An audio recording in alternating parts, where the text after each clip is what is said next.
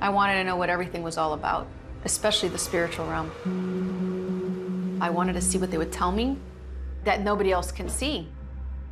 For years, Marisol Pareja consulted psychics, but she wanted more than a glimpse into the future. I thought I was going to find the truth. I was looking for a feeling, and I didn't know it at that time. That feeling was love and security. Her parents split up when she was 7, leaving Marisol and her siblings to bounce between their mom and their abusive alcoholic father. I know they both loved us. It's just we just didn't see it. I did not feel loved. I did not. What she did feel was anger. I used to take it out on other girls. I used to beat up other girls in school. If they messed with me, I saw all these other kids that had families and I didn't have it, so I wanted that. She kept searching until she found a family through her best friend. They'd invite me places, they'd buy me clothes. You know, they loved on me where I wasn't getting it at home. And believe it or not, the craziest thing about that is that they were into Santeria. They were into witchcraft. It wasn't odd to me. I wasn't really scared. It wasn't the first time Marisol was exposed to the occult. Her dad had remarried, and his new wife from Ecuador called herself a witch. She would tell me she used to go to a witch doctor. He would do like cleansings on her and readings for her. Marisol didn't participate in the occult practices going on around her, but it did pique her curiosity. I just wanted an interaction. I wanted an encounter. I wanted to see something supernatural. At 18, she started her search, beginning with Catholic and Protestant churches. But since I didn't have that feeling, that encounter, I kept on looking. So she started going to palm readers, spending the next 7 years seeking truth and a future filled with love and hope. They're very impressive. They really draw people in because they can tell you things. They'll tell you all good stuff. They'll tell you all what they see as far as positive. They'll tell you who to stay away from. But I can't recall them ever telling me anything like really bad. Then at 25, she married and later had a daughter. Now that she had the family she always wanted, she stepped away from the occult. Then after 8 years, her husband left, taking the business she helped build with him. Oh, I was angry. I got ripped off big time. Greed came in and overshadowed him, and then I was left alone with my daughter in the house. Again, she sought hope from the spiritual realm, this time visiting a voodoo priest who knew the name of her psychic.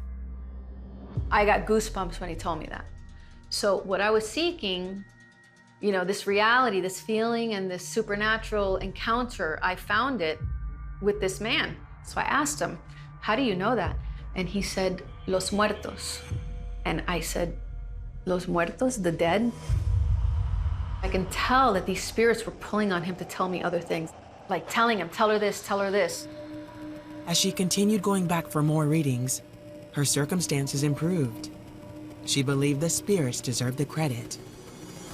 I actually got a very well-paying job, had a boyfriend. They brought me love and they brought me lots of money. But when her boyfriend broke up with her, Marisol's anger rose up again, sending her back to the voodoo priest. She even said she would join the order, until she witnessed an initiation ceremony.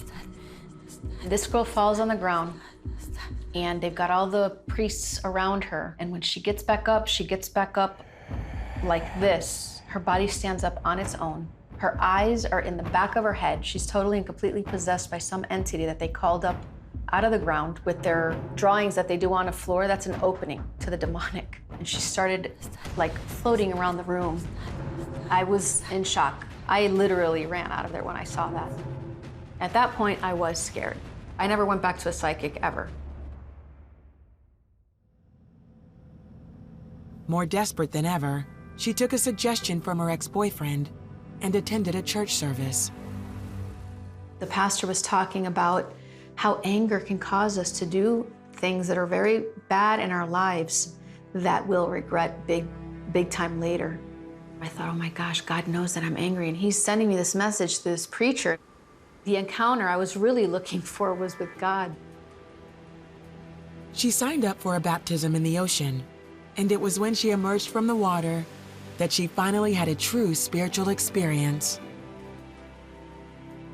I immediately accepted Jesus at that moment, and since I needed to feel something, God gave me something to feel. It was the Holy Spirit. The Holy Spirit of God filled me, and I felt amazing peace. I felt this amazing energy. The anger is gone, completely gone at that point. And in its place was the love she'd always wanted. He sought me and wanted me, and so that security that he's given me, I didn't find anywhere else, or even with my own parents or my family or my siblings or with a man. I found it. Jesus gave it to me. Today, Marisol and her daughter live in Florida, where Marisol runs her own business. She knows her search for the truth is complete only in Jesus Christ. There's no greater love for me.